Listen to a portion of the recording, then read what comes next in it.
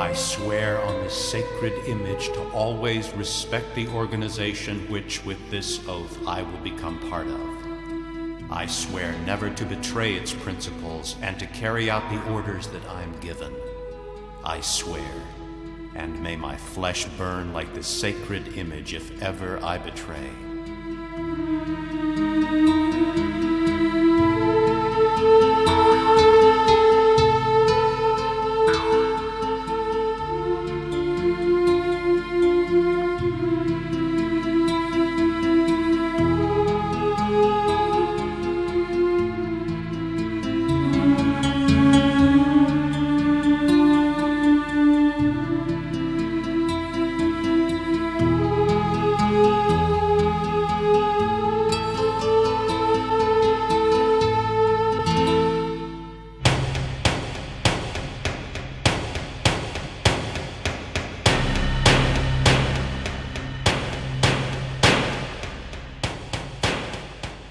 Sicily, a land where the sacred and profane lock bony hands with fate.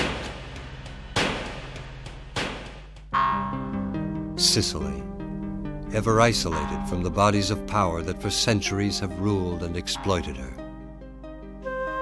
It was Palermo, history blithely claims, even before the countryside, that first saw the birth of that criminal phenomenon known as Mafia.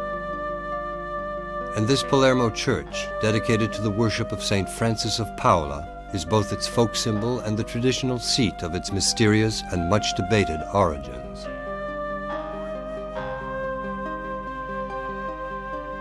Leaving the deepest roots of this phenomenon to the mists of legend, it's nevertheless held that it was among these knaves that there came into being that fledgling secret association that may be defined as Sicily's first mafia society. Its initiates maintained total anonymity, from the very start a cornerstone of mafia criminal philosophy. They disguised themselves physically as well, concealing their features beneath the cassocks of the Minim Friars, the Holy Order of St. Francis of Paola. And that was how the populace, with bowing and scraping reverence, came to call them the Beati Paoli, the Blessed Pauls.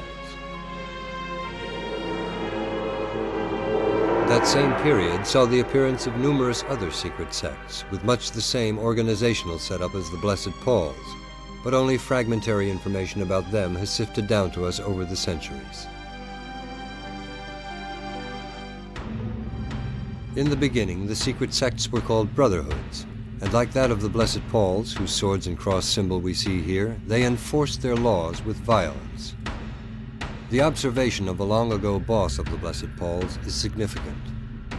Our law is an iron guarantee. To make it stick, we have only one weapon, terror. And the only way you can use terror is under the shroud of mystery. And there you have a forerunner of the philosophy of terrorism.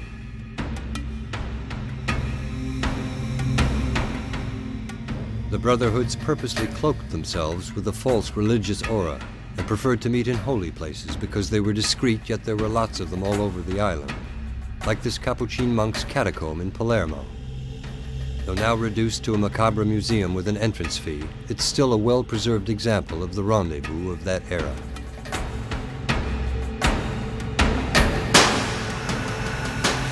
The mystery of death and the fear it instilled in the populace provided the atmosphere of secrecy and dread that the brotherhoods needed. And these blood-chilling venues were the perfect setting for their dark ceremonies. Here they would perform the initiation rite, or hold a trial, or carry out a sentence, which was invariably death.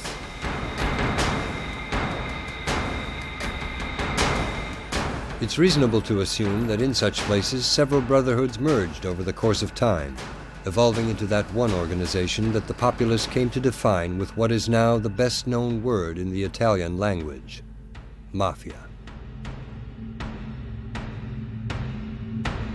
Where does the word come from? Arabic? French? From this dialect or that? Is it a secret connotation of the meaning of death? The theories are as numerous as they are controversial. We'd like to mention just one. Mafia is a cry. The cry of a mother for her young daughter violated by an invading French soldier. Mafia, mia figlia, my child. A cry that reportedly set off the Sicilian Vespers uprising of 1282. Historic, romantic conjecture. Some historians have tried to trace these brotherhoods back to the patriotic underground movements of the 18th century and somehow make the Mafia part of the upheaval that brought about Italy's unification. And some scholars claim the Mafia's moral foundations actually stem from Risorgimento leader Giuseppe Mazzini. They even say Mafia comes from the initials of Mazzini's revolutionary directive. But despite all this, to consider the Mafia the result of a spontaneous popular movement would be a big mistake. The proto-Mafia, as some define it during its early period, was not based on honor and solid family and social values.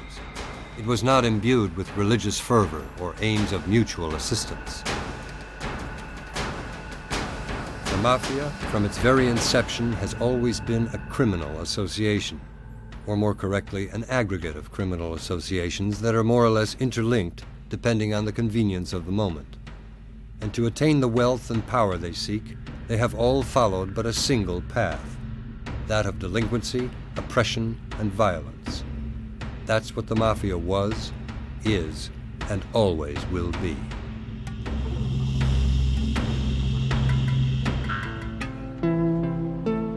And so, across Sicily, from sea to shining sea, the Mafia was born and flourished. And Sicily today is still, though not the only one, a Mafia stamping ground. In the 1920s, fascist leader Benito Mussolini tried to eradicate this crime phenomenon, but all he did was cause its export, as dozens of persecuted Mafia bosses fled abroad. In 1991, Italy's Interior Ministry reported 186 known Mafia groups with over 5,000 members. Those were the official figures. The real one may be double or even triple that, especially in the cities, home to the oldest, biggest, and most powerful Mafia group of all, Cosa Nostra. Only the elite belong. In Catania, for example, out of some 10 Mafia-type clans, only 2 are said to be part of Cosa Nostra.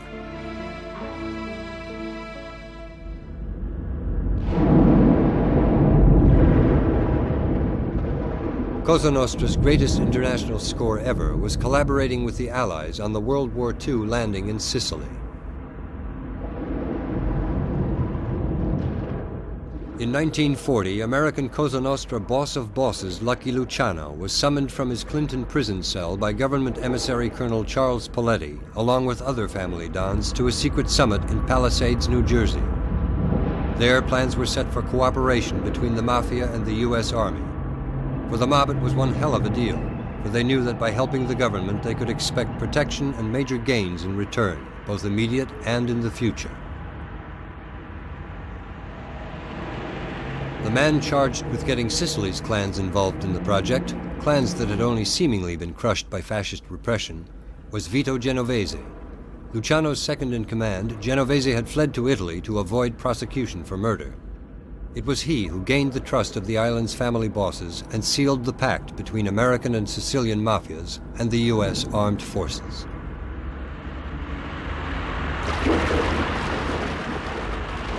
And so it was thanks to this killer, and to notorious hitman Frank Costello, who'd set up an effective spy network, and thanks to Calogero Vizzini and other island bosses who'd survived fascist repression, that in July 1943 the Allies occupied Sicily without firing a shot.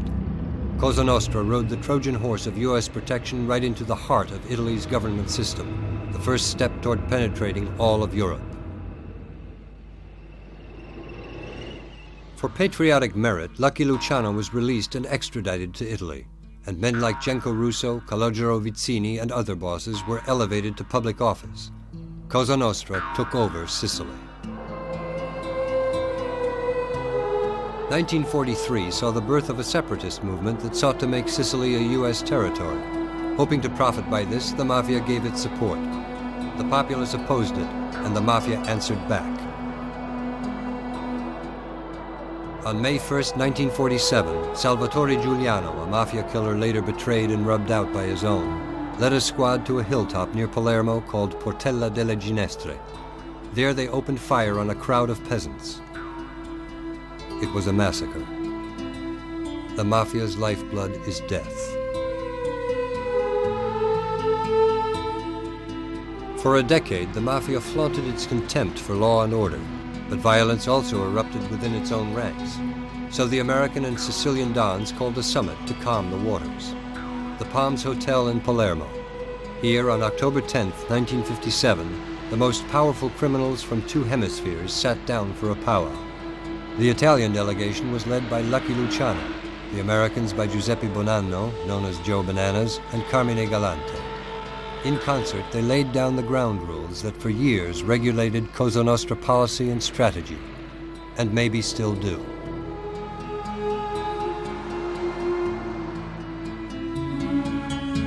But a new name appeared in the history of Sicilian crime. A seemingly anonymous hill town like many others on the island, Corleone was once known for its enormous number of murders.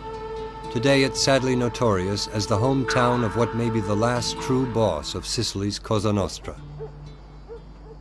He's been in jail since 1974, serving life for murder. A model prisoner, he reads Dickens and Greek philosophy and writes poetry. Some believe he has no more power, but Luciano Liggio, Lucky's natural heir, is still the most feared and respected boss of all bosses.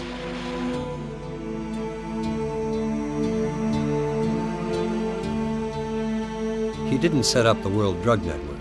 He never took part in the grand decision-making at the Palms Hotel. But from this backwater town not far from Palermo, Liggio took over the entire organization. From his cell in 1981, he unleashed one of the biggest mafia wars ever. Led by Liggio Lieutenants Bernardo Provenzano and Totò Riina, the Corleone clan fought its way to the top of Cosa Nostra, leaving 2,000 victims in its wake. In just 3 years, the Corleonesi became the most powerful and savage mafia group in Sicily.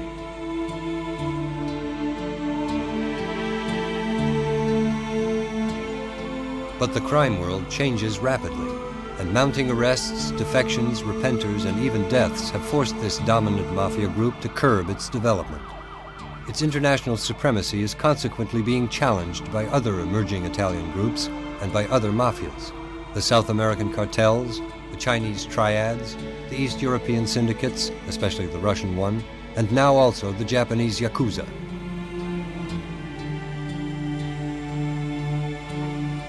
Nevertheless, the Corleonesi still control nearly 70% of the drug traffic in Italy and the US, and still have a major say in the worldwide distribution network.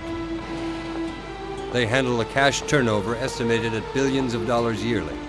Most of this is reinvested overseas, in both illegal and legitimate operations facilitated by loose fiscal controls in the countries involved. In fact, in terms of money flow, you could say the Mafia ranks as the 11th wealthiest country in the world.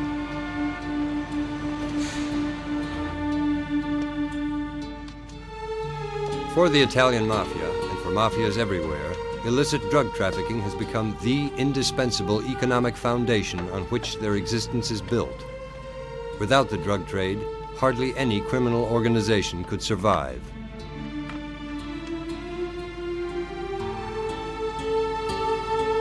Given the uncertainties and fluctuation of the market, an accurate assessment of the drug economy is impossible. But press sources venture an estimate of $44 billion annually. That figure is equal to 20% of Italy's gross national product.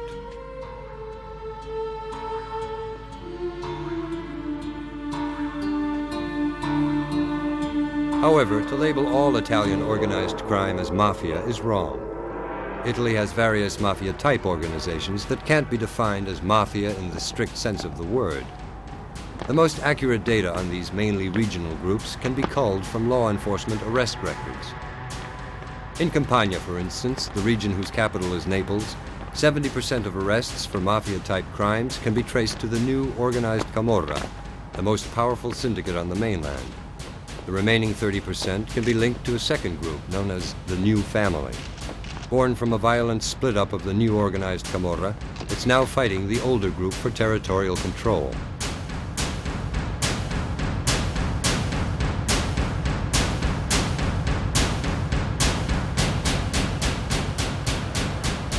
Another crime syndicate, sometimes mistakenly confused with the Mafia, is the 'Ndrangheta, based in Calabria, Italy's toe.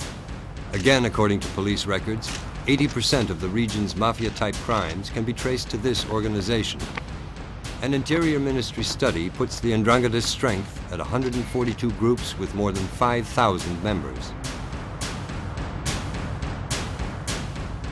In Puglia, the heel of the Italian boot, the scene is much more fragmented. Here, Mafia-type crimes can be traced to all kinds of organizations.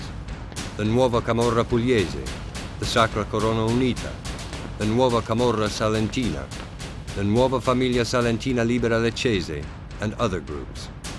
Their common specialties are smuggling, arms, and drugs.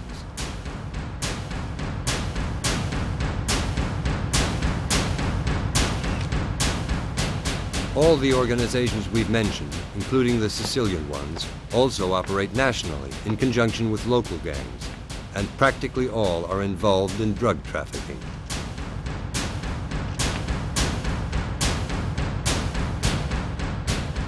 And, one way or the other, the local crime concerns all have contacts and common interests with the Sicilian Mafia. This became clear after the arrest of crime boss Vito Ciancimino, who was found in possession of documents proving such connections. In essence, despite this wide spectrum of gangs, it's Sicily's Mafia, and more specifically Cosa Nostra, that orchestrates most of Italy's organized crime, because the smaller groups could never penetrate world markets without using Cosa Nostra's far-flung network. Therefore, the local mafias can be viewed as support groups for Cosa Nostra in each individual territory, and that's how Cosa Nostra, either on its own or through these various gangs, is present throughout the country.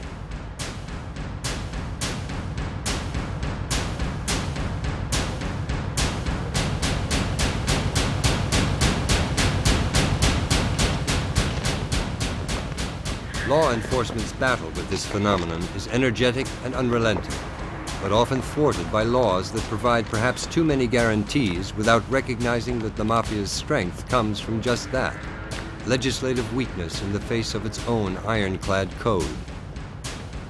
Like nearly every Mafia-type entity, Cosa Nostra has a unitary setup with a pyramid power structure and airtight operative cells.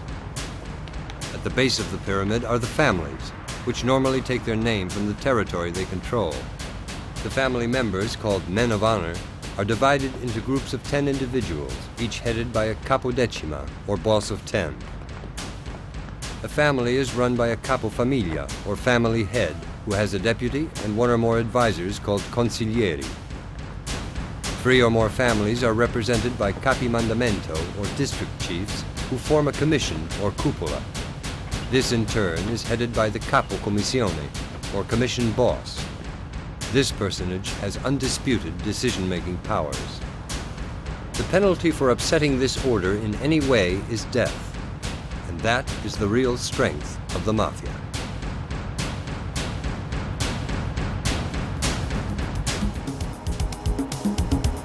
But in Italy today, the war on the Mafia is not always just left to a few state agencies. Sometimes it gets to be a citizens' war.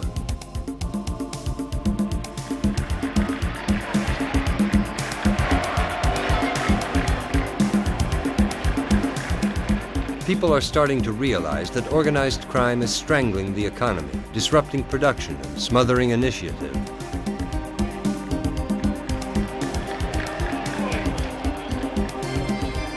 Meanwhile, democracy is adrift. Control mechanisms have broken down, and the inefficiency and excessive guarantees of the legislative system have fostered the perverse belief that crime in Italy is unpunishable. And so there are occasional demonstrations of civic outrage. But without a firm political commitment on the part of the state to stamp out organized crime right up to the so-called untouchable levels, these shows of popular protest will remain no more than a colorful folk pageant. On February 10, 1986, the opening of the first Maxi Trial in the fortified courtroom adjacent to Palermo's Ucciardoni prison marked the hopeful start of a new era in the Italian government's war on the Mafia. 475 defendants, 28 life sentences handed down, and a total of 5,000 years in prison demanded by state prosecutors. After that, more trials and more defendants, some defined as higher echelon. But the Mafia remains as active as ever. Whoever's pulling the strings is still untouchable.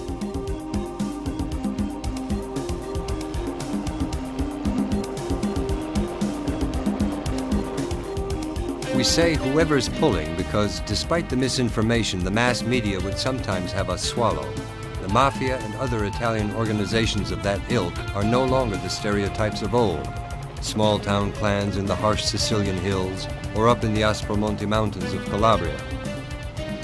The two traditional provincial levels, consisting simply of those who do the dirty work and their immediate clan bosses, have for some time now been surmounted by a third level, an obscure politico-economic executive summit, a kind of second mafia. Untouchable and unreachable, it oversees and uses the lower mafia as both a screen and its physical arm for criminal action. The Italian mafia of the 21st century. July 1992, 7,000 soldiers are sent to Sicily to reinforce police units, in a certain sense, a military operation. Debatable, perhaps necessary, the only real effect it had was temporary containment during an emergency. But Italy's current crime phenomenon, common to many countries, is not just an emergency. It's a permanent weave in the social fabric that can't be unraveled by a momentary tougher grip on the country.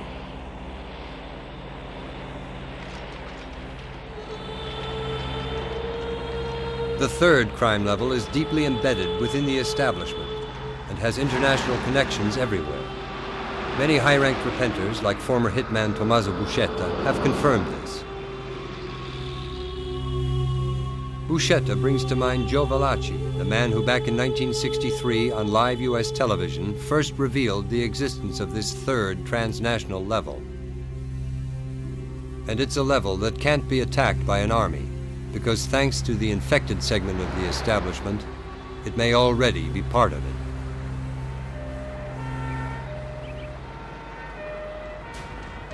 In the 1980s, the healthy part of the Italian state used Palermo's anti-mafia pool of investigating judges to try to chip away the wall of omertà, the mafia's infamous code of silence. The goal was to expose the third level. But the mafia, when it feels itself threatened, reacts. May 23, 1992, Capaci, on the road to Palermo. A slaughter. The victims, anti-mafia pool judge and prime mover Giovanni Falcone, his wife, and 3 bodyguards. July 19, 1992, Via D'Amelio in Palermo. More butchery. The victims, anti-mafia pool judge Paolo Borsellino and 5 bodyguards. The anti-mafia pool is for all purposes destroyed.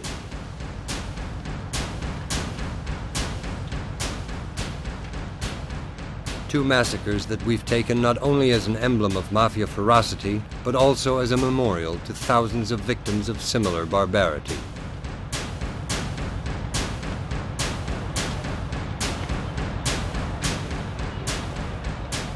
But the mafia hasn't finished.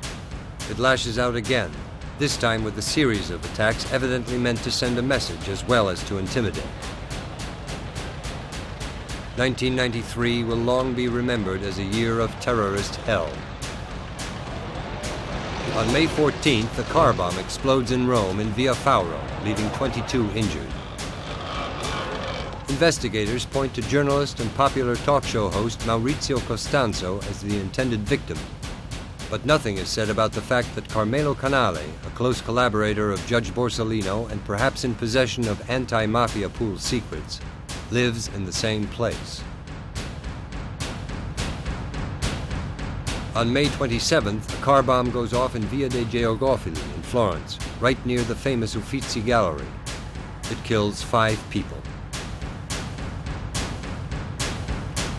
June 2nd, in Rome, not far from Palazzo Chigi, the seat of government, a powerful bomb is discovered and defused. It could have wreaked havoc. July 27th, Milan. During the night, a car bomb goes off in Via Palestro, near the Museum of Modern Art. That same night, 2 devices explode in Rome, one outside the San Giorgio al Velabro church, the other near St. John Lateran Basilica, seat of the Pope's vicar for the Rome diocese.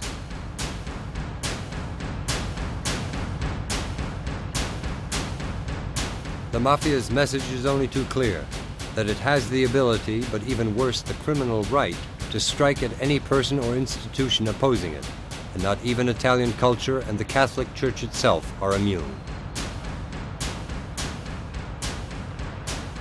We say right because, unlike common crooks, the Mafia and those organizations that emulate its savage philosophy refuse to recognize a state monopoly on violence, and therefore consider murder their own form of justice. In the Mafia's twisted mindset, eliminating those who oppose it is a legal act, so anyone killed at the Mafia's behest is not murdered, but executed.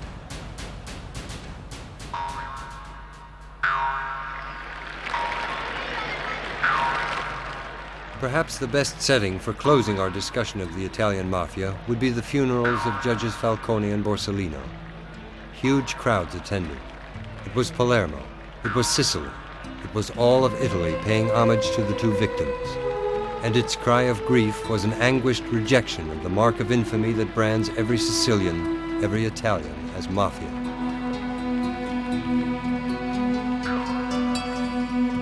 It was the cry of a people who'd understood that the assassination of these judges had not been merely the elimination of 2 foes of the Italian crime world, but a precise Mafia signal. Like the massacre at Portella delle Ginestre, a brazen statement of power, now laced with transnational political import. In the cathedral, government dignitaries were pushed and shoved by the crowd. It was not an attack on individuals, but an assault on powerless institutions, a confirmation of the new awareness that the Italian Mafia is no longer that of the Blessed Pauls and their crossed swords, but has evolved into a criminal monolith of huge proportions, capped by a 3rd level with a sinister, frustratingly undefinable shape.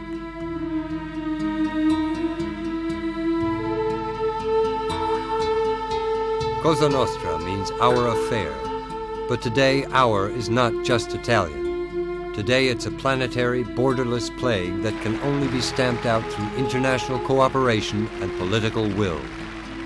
The cry of the populace in Palermo was a call for that will. But the odds are that the echo of the crowd will drown in the sometimes conniving silence of politics.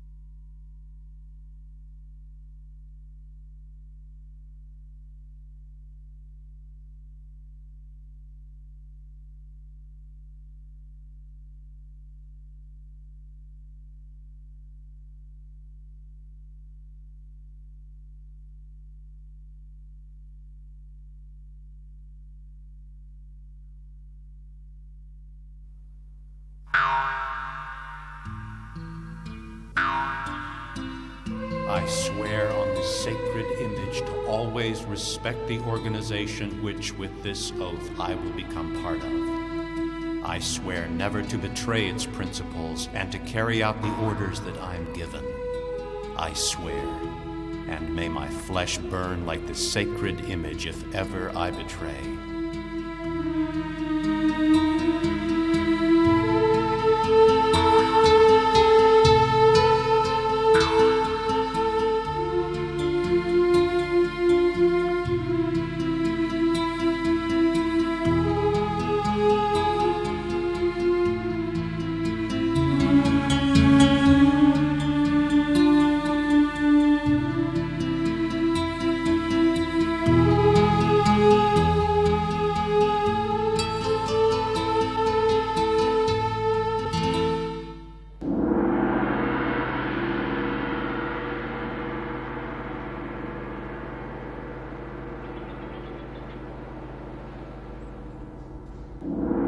The equation Mafia equals Sicily is a historical misconception.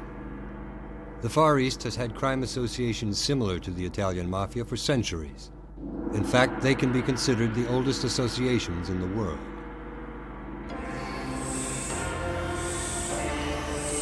Hong Kong, the British Crown colony a few miles down the road from Canton on the South China Sea.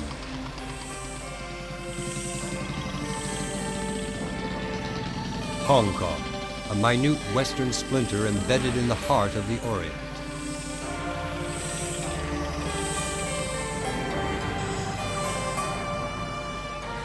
This more political than geographic splinter is an ideal starting point for tackling our theme of Oriental Mafia-type crime, and for demonstrating our affirmation that the Mafia as a criminal form is not just an Italian phenomenon. That misconception is mainly due to the mass media, which tend to oversimplify reality with generic classifications. Often inconsistent or misleading, they give a completely erroneous picture of the phenomenon.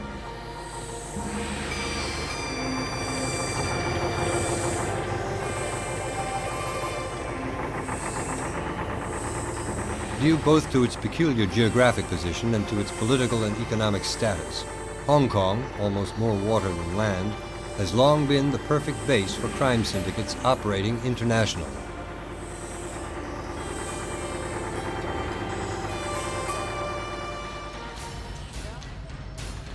Besides the so-called third crime level, which operates in the economic and political stratosphere, Hong Kong is home to numerous local gangs. Though limited in size, their internal makeup is reminiscent of early mafia societies. Groups like the Black Hand, a turn-of-the-century clan confined to a few New York neighborhoods, but which also functioned as a branch and a front for the international mafia of the time. The Hong Kong gangs, deeply woven into the local social fabric, never had any contact that might have made them emulate the Italo-American ones. But like them, they were the natural consequence of a tide of criminals riding the coattails of emigration. This organizational similarity may seem an odd coincidence, but the world history of mafia-type crime reveals endless examples of criminal associations, all with the same structure. Neither an accident nor a master blueprint, it stems from a common basic need: self-defense. And the answer is ethnic. It's safer to stick to your own. Thus, whatever the environment, the Chinese will form his group to defend his crime interests, the Italian will form his, and so on. And all at times enemies or allies, depending on what's profitable. These, then, are the Mafia ground troops, and hovering somewhere above them is the shadowy but ever-present third level. The Hong Kong microcosm, therefore, reflects a vaster crime world that extends not only throughout the Far East, but also to the West. And it's not just recent. In Hong Kong's case, it goes all the way back to 1841, the year the colony was founded. Even then, crime lobbies needed a safe haven for their commerce, especially arms and opium traffic. A typical example of this traffic of yesteryear can still be seen in the tiny half-hidden cemetery of Tung Hua Hospital, located on the outskirts of the city, almost at the Chinese border. Here, among the little temples and gravestones, and among the rambling shacks of live residents, is what they call the House of the Devil.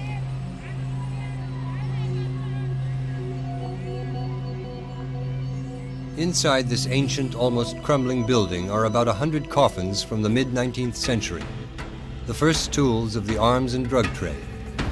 Crime consortiums would ship them from Hong Kong to China with rifles and opium stuffed inside the corpses they held. The scam was discovered and stopped, but the ghoulish idea survived and is still in use today.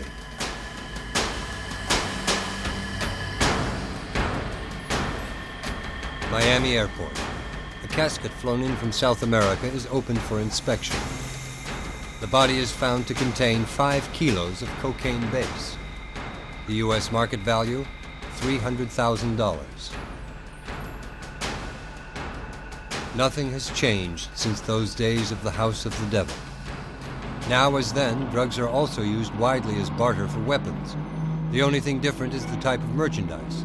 No longer rifles and coffins, but armaments with enormous destructive power.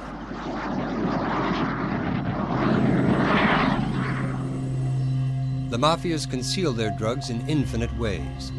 Hong Kong police have a little museum with some on display. Objets d'art packed with heroin base. Exotic benches brimming with opium paste.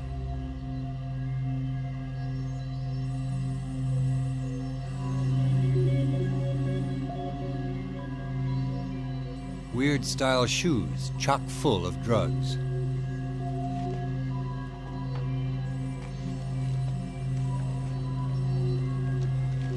A sampan tiller packed with heroin 999, the purest there is.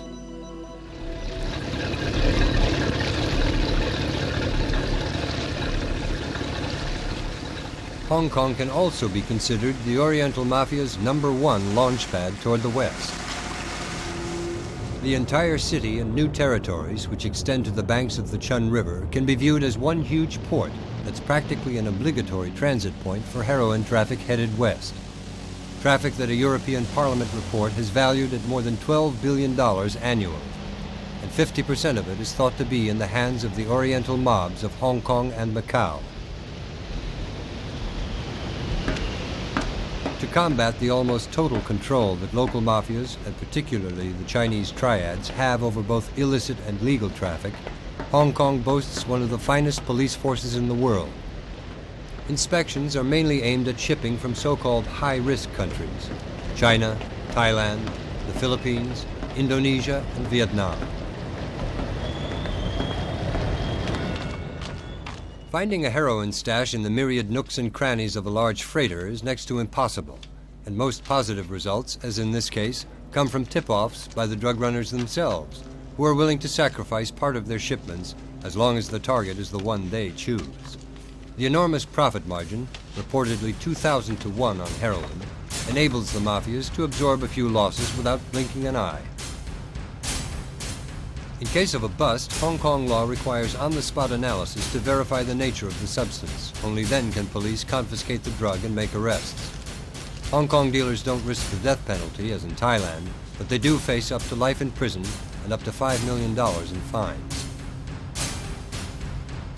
Despite this, the arrogance of the triads and other gangs belonging to this loose mafia-type federation is such that almost every group labels the packets of heroin that it markets with its own personal logo. The brazen trademarks of infamy of some of the oldest, most powerful, and least known mafias in the world.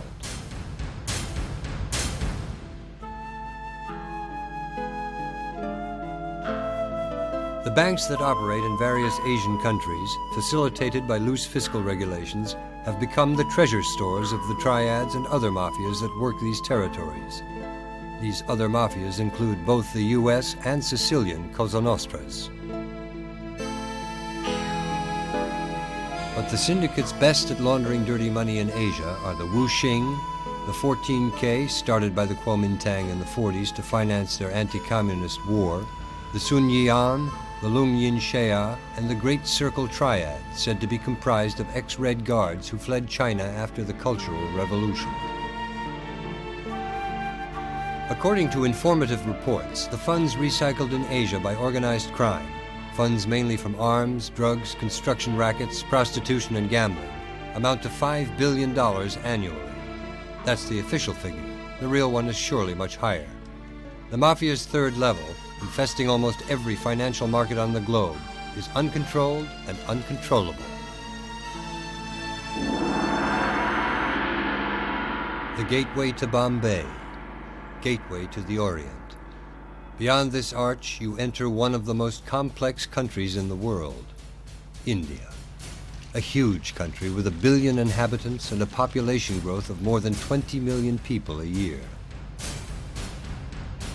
A nation socially divided into castes and subcastes, where a multitude of ethnic groups with widely different religions, beliefs, and superstitions coexist in sometimes violent contrast.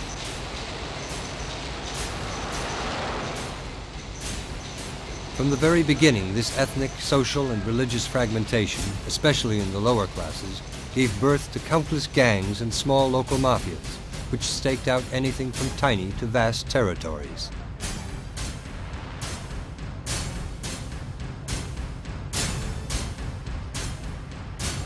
Today, this centuries-old social fabric has been penetrated by organized crime, especially by the Chinese triads, which have either absorbed or established control over thousands of little gangs, mainly in the countryside or in the putrid slums that have sprung up on the outskirts of big cities, or sometimes right in the middle of them, like that of Bombay, reputedly the biggest in the world with its more than 300,000 inhabitants. The poverty and desperation here provide major crime syndicates with an almost inexhaustible source of raw manpower. Racketeering, black marketing, prostitution, and begging are just some of the businesses run by Indian mafias. But here, too, the prime industry is drugs. India is one of the world's leading producers of opium, more than 800 tons a year. Officially, this production is put entirely to legal use, both nationally and abroad. But here as well, the truth is quite different. More than half the production ends up in the illicit drug trade.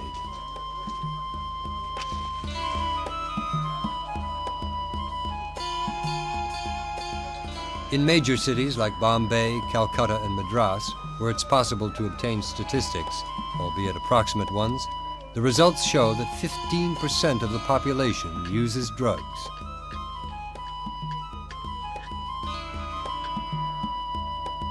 In the lower classes, the percentage soars to 60%. It can therefore be inferred that 30% of India's population, that is 300 million people, take drugs regularly or occasionally, and they get them from the illegal market.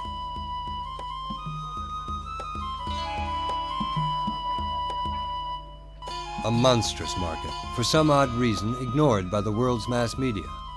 Thousands of tons of opium, marijuana, hashish, and heroin, as well as other hallucinogenic drugs. A massive turnover, slated both for national consumption and for export, all run by a hodgepodge of Indian and foreign mafias about whom almost nothing is known.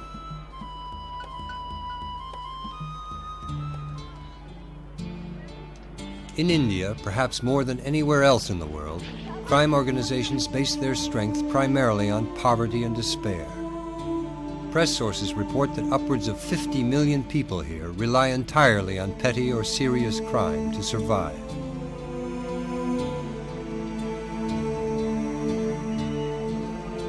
Over a century ago, this misery, strained to unimaginable limits, provided the sad foundation upon which the English colonial financiers and their families built immense fortunes. The Mathesons, the Barings, the Rothschilds, the Lehmans, the Astors, what you might call the third crime level of the 1800s, and huge businesses like the British East India Company. This notorious concern, in cahoots with the Society of Heaven and Earth, the most powerful Chinese triad of the time, began the first world-scale commerce in drugs, and eventually came to control the lion's share of opium production in all those countries that are now known on the narco-traffic map as the Golden Triangle and the Golden Crescent.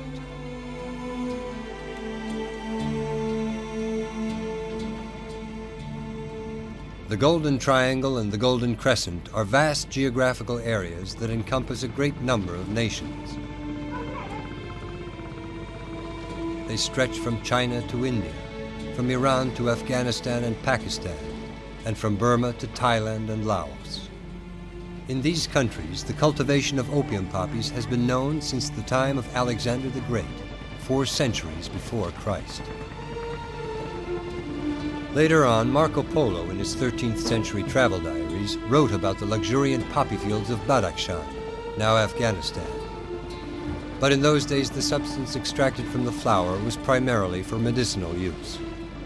It was only in the 18th and 19th centuries, when the opium monopoly passed into British hands, that poppy growing was abnormally expanded and the use of opium changed radically from its former purpose to that of today, gaining immeasurable wealth for the British financiers and trading companies, who thus became the first international drug mafias. Today, these countries together produce about 70% of all opiates on the illicit world market. According to the Labrousse report of 1991, the Golden Triangle produces 3,270 tons of opium annually, and the Golden Crescent 1,328, for a total of 4,600 tons. To comprehend the scope of this business and the profits it generates, let's look at how opium prices are marked up. 10 kilos of opium at source in the Golden Crescent cost an average of $350. In the Golden Triangle, about $2,200. From the base substance to the refined product already cut for street sale, the price jumps from $1 to $2,000. This means that 10 kilos of opium bought at $350 will bring $700,000 on the street, and 10 kilos bought at $2,200 will bring $4.4 million. The Anti-Drug Commission of the Group of Seven, the world's most industrialized nations, estimates that $600 to $800 billion worth of drugs are peddled by the world's mafias every year. Thus, by simply exploiting their own underdeveloped areas, these Eastern mafias, thanks to corrupt politicians and friendly financial systems, are guaranteed profits of billions and billions of dollars. These are then reinvested in legal or other illicit ventures, creating even more profits, and so on in a kind of geometric progression. And this crime empire, much older than Sicily's mafia, and more harmful because it distorts the economies of entire populations, is also much less known because it was covered up in the beginning by British colonial interests.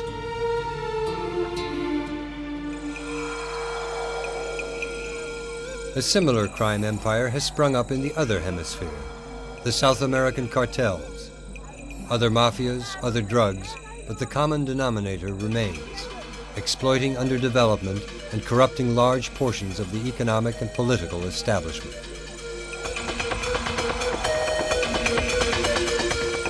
Here we have a symbolic and perhaps extreme example of this kind of exploitation. Agua de Dios, a village in Colombia. It's home to a leper colony. The narco-traffickers, reportedly with the tacit consent of local authorities, sometimes distribute free drugs to the stricken so that they'll stay, physically and morally, penned up in their ghetto and not create problems by wandering around the region. For gain, the mafia will stoop even to exploiting pain and despair. Despite a multitude of interests, drug traffic is the #1 business of the world's mafias. The refinery, large or small, is the first obligatory step in getting drugs to the market. In places like this, the substance, in this case morphine base, is turned by chemical processing into heroin. To obtain this drug, the morphine base is treated with acetic anhydride. By subjecting the resulting product to further refining, you get heroin 3, and continuing the process, heroin 4, which can have a degree of purity from 80 to 99%. 5 kilos of opium render about half a kilo of morphine base, which in turn renders about 150 grams of heroin. 150 grams of death.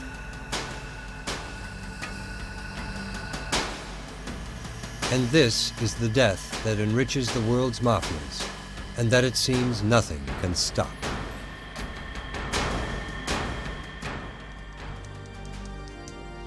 The most widely distributed type, in fact made for that purpose, is what's commonly called street heroin. Street heroin is a white or brown flour-like substance. When it's pure, it has a bitter taste, and when exposed to the open air, it gives off a sharp odor of vinegar. Street heroin is never pure, but usually cut with various additives or thinners, like lactose, quinine, starch, talc, sugar, or strychnine. The heroin a wholesaler gets is normally about 60% pure, while a street dose is about 6 to 7% pure, though sometimes it drops to 2% depending on the number of times it's been cut.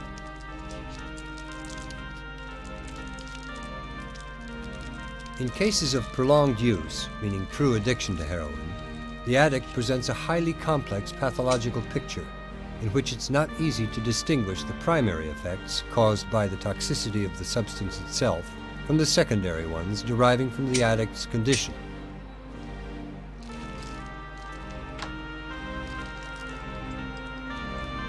Opiates in themselves don't seem to cause any irreversible external damage, but their continued use provokes a decrease in brain reactivity and deterioration of the pulmonary functions that may cause respiratory paralysis.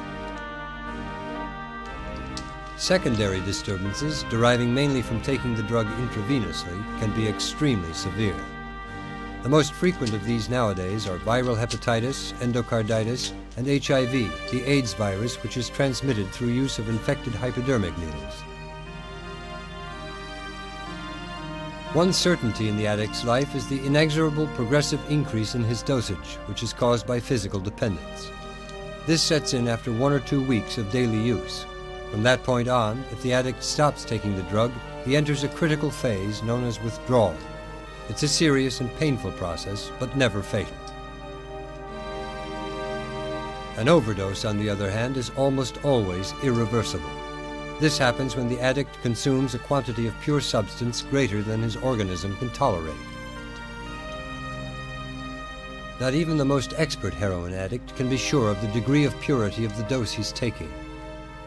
The substance shows no visible signs, nor does it taste or smell in any way to warn of its toxicity level.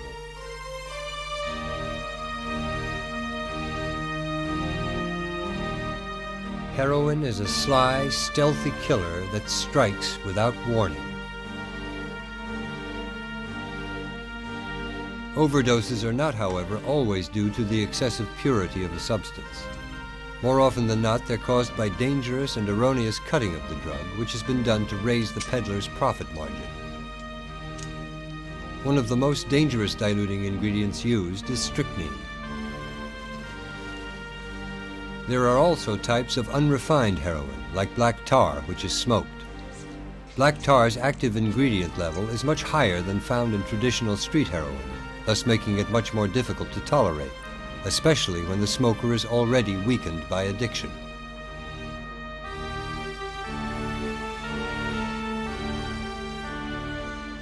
An overdose is the worst trouble the addict can get himself into. His breathing slows, regaining consciousness becomes impossible, he goes into a coma, and almost always dies. We've talked about drugs because drugs equals mafia, and mafias of every kind continue to foist them on the world with cynical determination, heedless of their devastating effect. Mafia equals drugs, and drugs are only pain and death.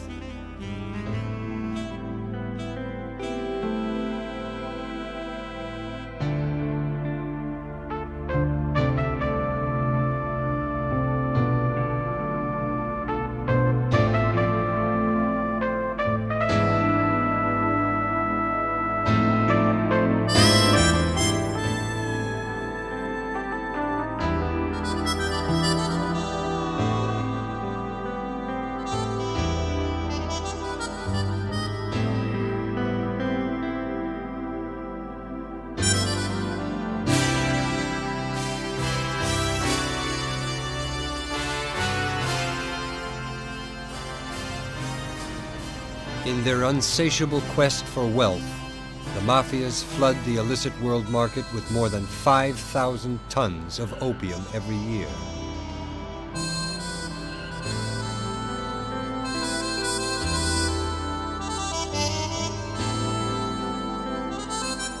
The U.S. has more than 2.5 million heroin addicts. Europe has more than 2 million heroin addicts.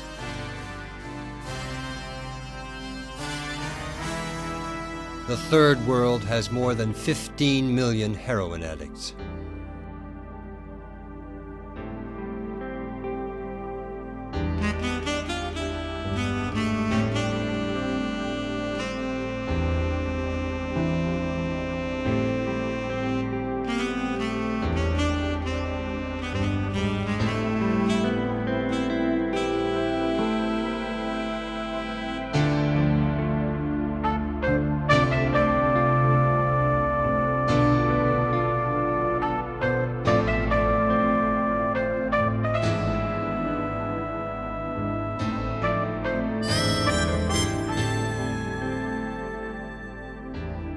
To keep their grip on the economic and political establishments, the mafias flood the illicit world market with more than 200,000 tons of coca every year.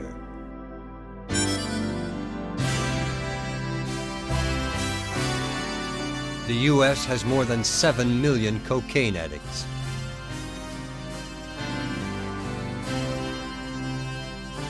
Europe has more than 5 million cocaine addicts. The Third World has more than 20 million cocaine addicts.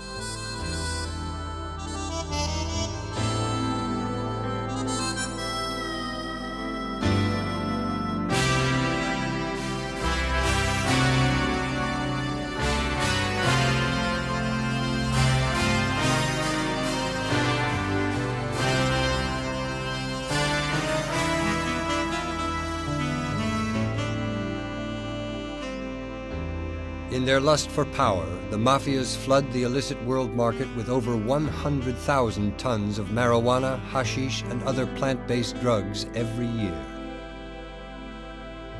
The number of people who use these so-called light drugs is incalculable, but they all risk being lured into more serious addiction, and thus into the mafia's brand of slavery.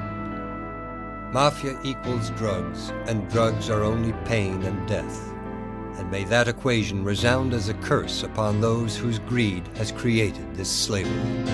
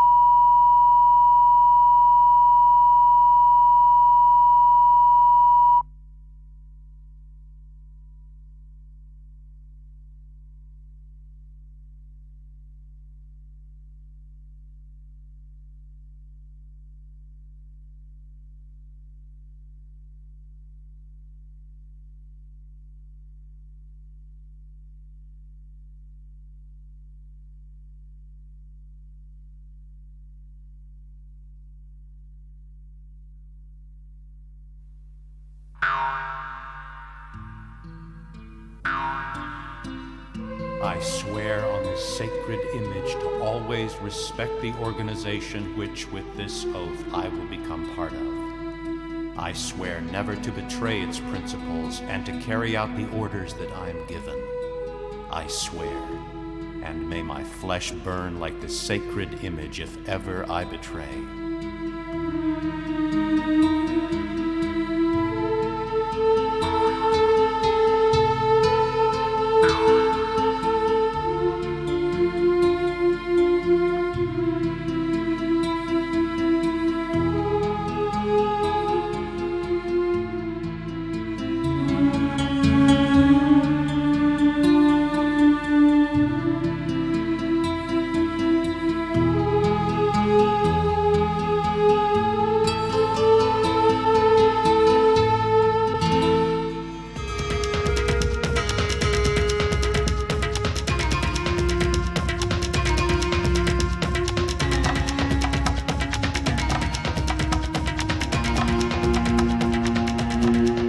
Tackle the history of the Mafia without mentioning drugs is just plain impossible.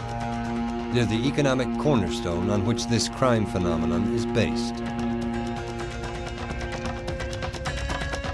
We should therefore learn exactly what these substances are, so as not to generalize or superficially condemn them as totally evil. There are countless drugs in the world, and they've been used practically since the dawn of man. Imbibing esoteric herbs, plants like cannabis and hallucinogens is believed to have been practiced as far back as 7000 BC. Opium has been known since 4000 BC, and the coca leaf has always been an integral part of native life in Central and South America. But their functions were almost wholly ceremonial. For the ancients, what we call a drug was not something to get stoned on. It was sacred, sometimes even a divinity itself. Even today, archaic cults that hold drugs to be supernatural entities celebrate the belief with festivities like this, where Cosma, Inca, and Payas Indians, descendants of the Incas, gather to glorify Dea Coca, the coca goddess, upon her appearance on earth, that is, at harvest time.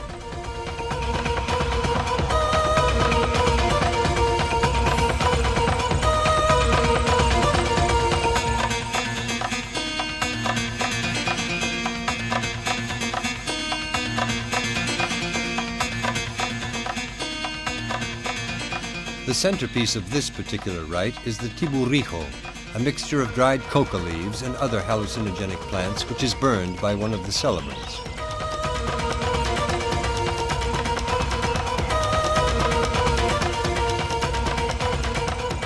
The inhaled smoke initially brings on a feeling of euphoria, which then suddenly explodes into a sometimes violent mystical rush. In fact, during such ceremonies, participants often grow highly aggressive, even when they haven't taken any drugs. This is because the intense religious fervor that builds up tends to create collective hysteria. Another archaic ritual that employs narcotic substances, sometimes called the plants of God, is one still performed today by some peoples of the Amazon Sierra. These native tribes consider water the blood of the earth, and therefore the bearer of life. Here they're symbolically reenacting its fertilization. Anointing water with drugs is an ancient custom in many parts of the world. Even the Roman emperors, in special ceremonies attended by the entire populace, were said to pour a concoction of opium and about 70 other drugs called the theriaca into the waters of the Tiber to appease the river and its god of the same name. At the river's edge, our celebrant prepares his tiburijo with dried coca leaves and other hallucinogenic plants. He'll then sprinkle it onto the water to bring the river happiness, thereby earning its gratitude, meaning hopefully an abundant harvest. These ceremonies linked to ancient deities and beliefs are today, unfortunately, not much more than a bit of colorful folklore for thrill-seeking tourists. But in reality, they're a deep cultural heritage that's trickled down over the centuries from the dawn of the history of drugs, a time when these natural substances, with their power to alleviate a difficult life, were considered the vehicle for communion with the gods. or even gods themselves. But with the passing of time, these plants of God, at the hands of civilization and foreign cultures, changed for those who worshipped them into a vehicle of oppression and exploitation, the first step toward their criminal use of today.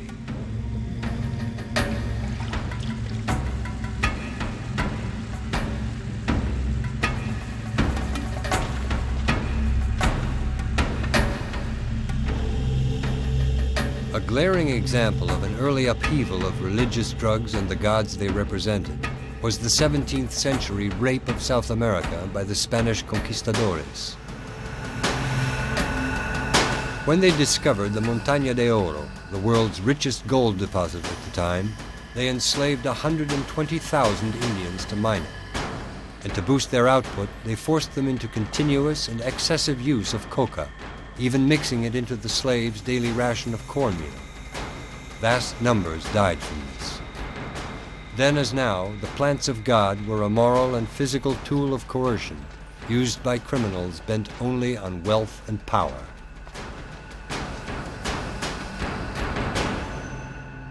Maria Sabina, last High Priestess of Los Hongos de las Estrellas.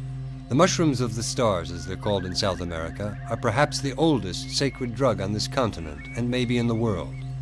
Their harvest normally still follows a precise age-old ritual, and is carried out only at dawn on particular days during the rainy season.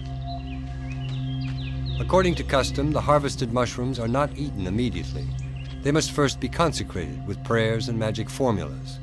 Only then can they be taken to a closed place called the Unfo. By tradition, the sacred mushroom cannot be consumed in the open.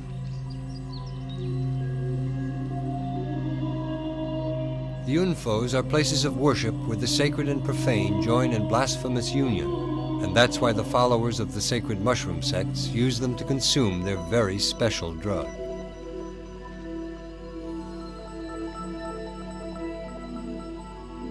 There are more than 8,000 species of mushrooms, but only 20 or so in their natural state contain hallucinogenic alkaloids. Except for the amanita, which contains muscarine, almost all the so-called magic or sacred mushrooms belong to the psilocybe family and contain psilocybin or psilocin, two substances that have properties similar to those of LSD. Upon consumption, the rush is almost immediate. The subject plunges into a dreamlike trance, as anguished and unreal as the images we're seeing, which were shot at one of these very ceremonies.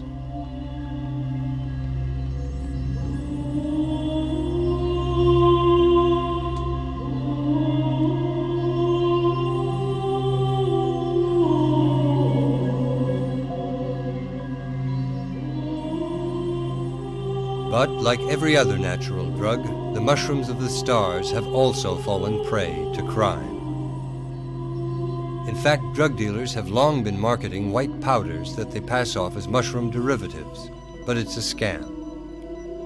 The powders have nothing to do with mushrooms because they're really LSD, or a blend of LSD and phencyclidine, better known as PCP or angel dust, a drug with powerful hallucinogenic properties.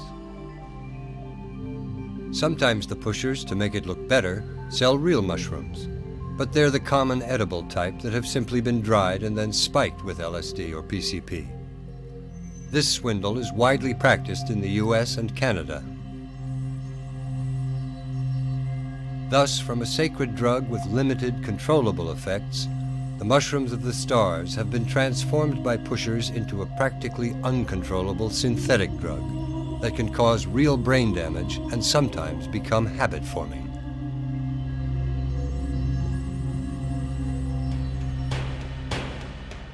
Drugs are also used in black and white magic rites of African or Haitian origin, some of which go under the name voodoo. The drugs most commonly used are coca and marijuana, though they're often mixed with other natural substances that have stimulant or hallucinogenic properties. These cocktails can provoke an uncontrollable urge to move, which normally results in frenzied dancing. Dancing is such an essential part of voodoo, in fact, that it could almost be termed a dance religion, where the believer, through bodily agitation, attains that state of paranoid hysteria known as possession. Drugs, therefore, with sometimes positive consequences, sometimes negative, have always been a fundamental component of nearly every ancient faith or religion, and so total condemnation of these substances would be historically incorrect. It was only over the course of time that criminal lust for wealth and power, call it mafia, call it what you like, that this criminal greed tore drugs away from their sacred role and transformed them into a tool of violence, exploitation, and even genocide.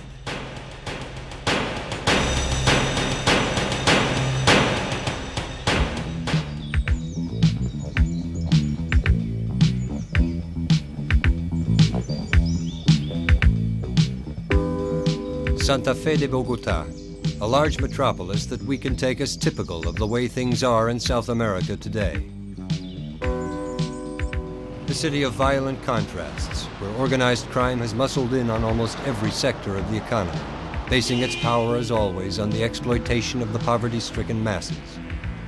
An extreme example, invented here, it's become worldwide, the baby runner. To avoid up to life in prison, drug dealers recruit kids to transport and distribute their wares. It's estimated that 30% of the drugs consumed in any large city have passed through the hands of minors, who risk only short spells in reformatories, which are often nothing but crime schools. But baby runners are only a tiny fraction of the exploitation of minors practiced by Latin America's organized crime. Barrio Aranjuez, in Medellin, Colombia. On the surface, a neighborhood somewhat different from the dirt-poor favelas we're used to seeing, but here too entirely controlled by this continent's version of the Mafia, the local cartel. A neighborhood typical for its violencia, its violence. In crime's war against the establishment, violencia means only one thing: murder.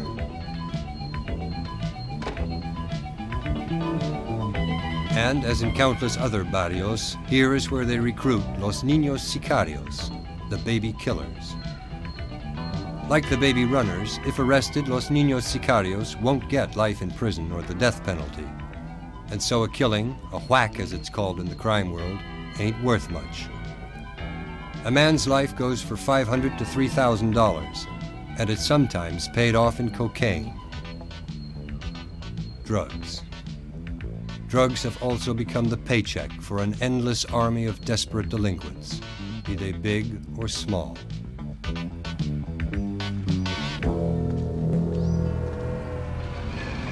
With drugs not only saleable merchandise, but a substitute for money itself, distribution has to be ever swifter and more detailed, and the ways of moving it ever more inventive.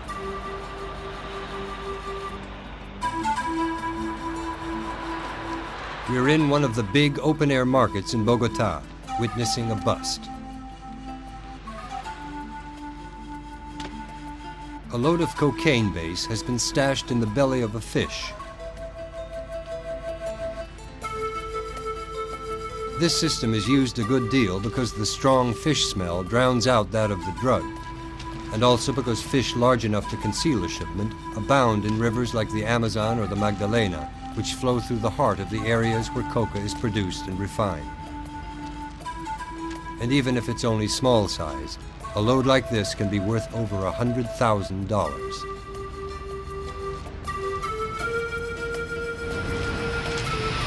So far, we've dealt only with tiny, isolated examples of the drug trade.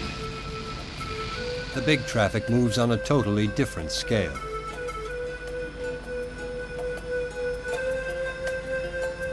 Reputable airport operators, private airlines and even public ones, and import-export firms of all sizes operating around the globe are directly or indirectly involved in this gigantic traffic run entirely by the mafias. It's a traffic that, according to a 1991 LaBrousse report, moves over 300,000 tons of illicit drugs every year. But big orders doesn't mean crime ignores small ones, which are sometimes more profitable because there are no middlemen, and the load goes directly to the organization that retails it. This kind of order also requires an infinite variety of innovative hiding places.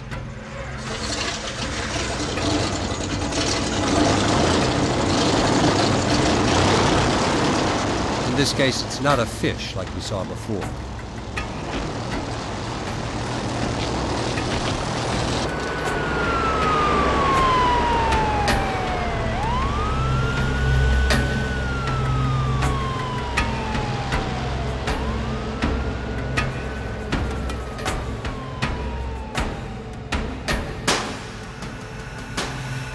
The so-called container corps from Colombia that was headed for the U.S.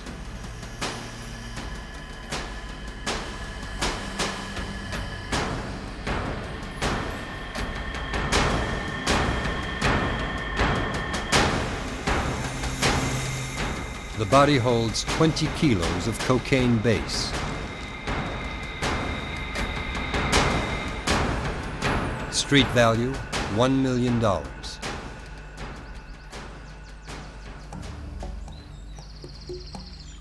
But where does it all begin? For the answer, let's take a remote region of Colombia, Valpes. It's like many other areas of Central and South America, with the usual problems of neglect and social isolation, and the usual oppression and violence of the drug traffickers. Its capital is Mitu, a colorful, bustling town nestled in the endless green tropical forest, accessible only by air. At first glance, it might seem like a nice, quiet place, far removed from the big city rat race. But it's not. Like every other town or village in the vast Amazon basin, from the Guyanas and Venezuela to Colombia, Peru, Bolivia, and on down to Paraguay and Brazil, Mitu is the undisputed dominion of the drug cartels.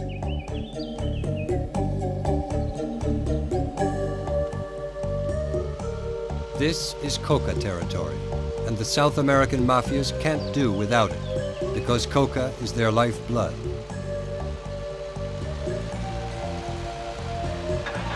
These areas are where the huge trade controlled by the cartels begins. Besides being where coca grows, they're teeming with refineries of all sizes, capable of processing thousands of tons of coca leaves a year. Refineries that everyone knows about, but nobody mentions. Because for people in these towns, coca is the only means of breaking free from a poverty that would otherwise remain permanent, even if combated legally. So it's not a matter of complicity, but of necessity. And the cartel mafias rake in enormous profits on the strength of that necessity.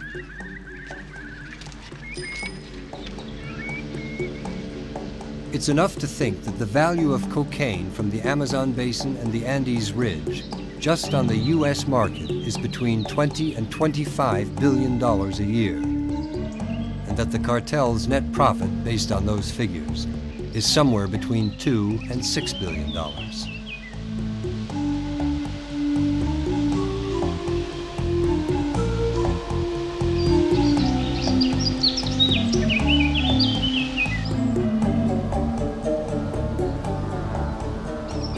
The first victims of drugs and the drug traffic were the Indios. To escape the onslaught of criminal violence, they retreated ever deeper into the heart of the jungle that was once theirs, and now they can only be reached by air, and even then only with small planes.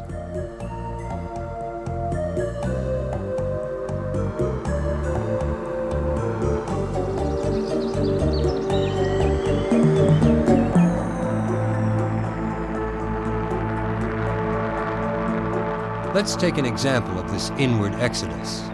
Two Indio tribes, the Caucas and the Cubeos. The Caucas, an older tribe, are by now almost extinct. The Cubeos have been reduced to little more than 2,000 people. Just a few years ago, there were about 15,000. They used to be nomads, but now live in permanent but steadily dwindling settlements as infant mortality continues to take its toll.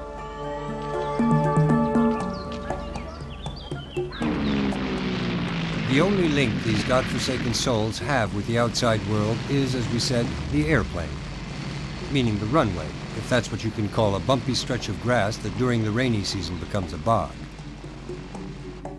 But the landing strip is vital to them. It's where they send off their coca leaves and where the means for their survival arrive. So every landing is cause for celebration. These ex-nomads, absurd as it may seem, are now totally dependent on their landing strip.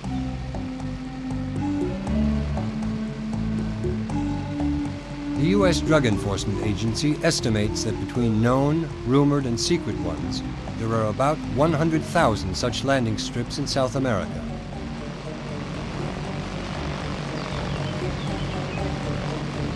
And from them, in exchange for a few dollars worth of bare necessities, more than 200,000 tons of coca a year take off for the outside world. And by the way, you don't land on these strips, or what's worse, take off from them, without the drug traffickers' okay.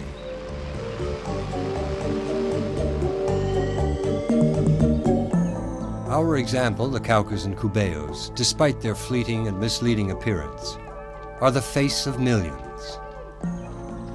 The projection of a systematic moral and physical planetary genocide perpetrated with cynical determination. They're the symbol of the innocent pawn who's sometimes trampled underfoot in the drug mafia's headlong rush to seize the riches and arcane power they crave.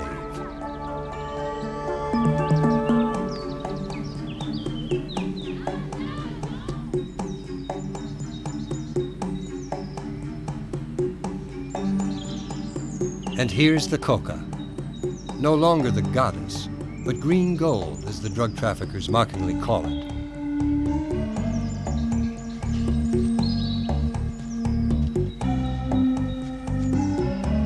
The plant has been grown for ages in the warmer valleys of the eastern slopes of the Andes, as well as the areas bordering the Amazon basin, at altitudes between 500 and 2,000 meters. The word coca comes from the language of the Aymara Indians, who raised the plant even before the age of the Incas, and it means simply shrub or tree. The ideal conditions for growing it are a year-round humid climate and a stable temperature of about 18 degrees centigrade. Lower temperatures would kill the plant, and higher ones would reduce or nullify its active principles. In the Andes, the harvested leaves are normally dried in the sun. The Amazon growers get the same result with fires. Deprived of their moisture content, the dried leaves are then crushed, pounded, or otherwise ground into an extremely fine, grainless powder.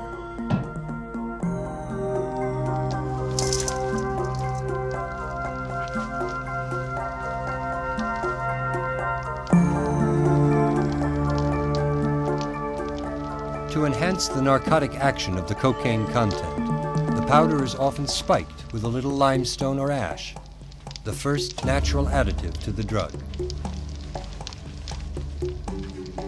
For its native growers, coca is a necessary aid. It suppresses fear, thirst, hunger, cold, and fatigue, and enables these people to withstand their miserable conditions and to work even when their sustenance is insufficient. The pharmacological action of the coca leaf, which classifies it as a drug, is derived from a group of alkaloids, organic bases found in many seed plants with medicinal properties. The most important alkaloid present in coca is cocaine.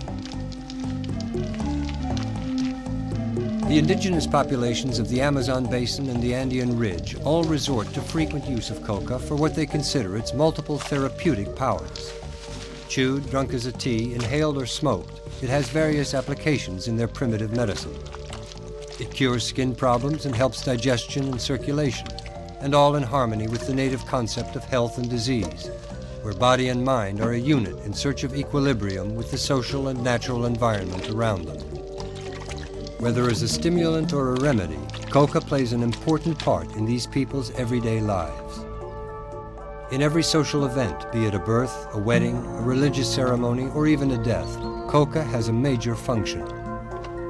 In all these cases, Dea Coca creates a sacred ritual atmosphere that serves to bind the group together, renewing each time its community spirit and cooperation.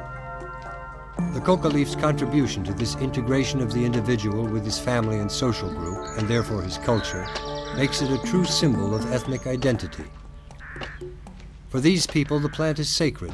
It's an object of respect and worship, because Dea Coca has always helped them to survive. And this, for the Indio, is the true value of the drug trafficker's green gold.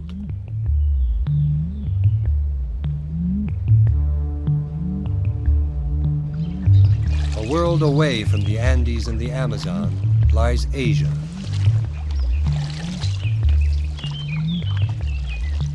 Instead of cartels, triads, yakuzas, and other local mafias. But the name of the game is still drugs. No longer coca leaves, but opium. Tons of it pouring out of the mountains and around the globe through countless channels kept well hidden by political and economic collusion at every level. Opium, which the mafia turns into money, which then becomes an instrument of oppression, violence, and death. In 1990 alone, the Afghan mafias put 800 tons of opium onto the black market. The Iranian mafias, 400 tons. The Pakistanis, 130. The Thais, 100. The Laotians, 500. The Burmese, 3,000 tons. Those are the official figures. The real ones are undoubtedly much higher. The Sigh of the Dragon is a world plague. The Sigh of the Dragon, the cynically poetic Oriental nickname for opium.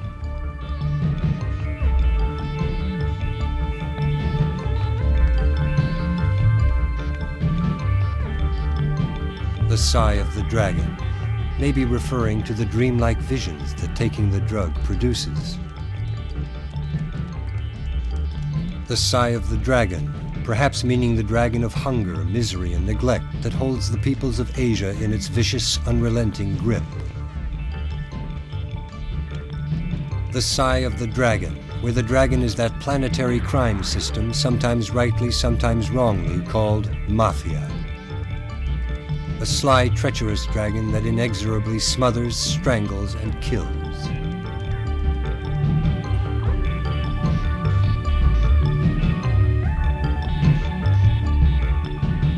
The Sigh of the Dragon, the substance that, like any other drug in the hands of the Mafia, is nothing but the beginning of a one-way trip.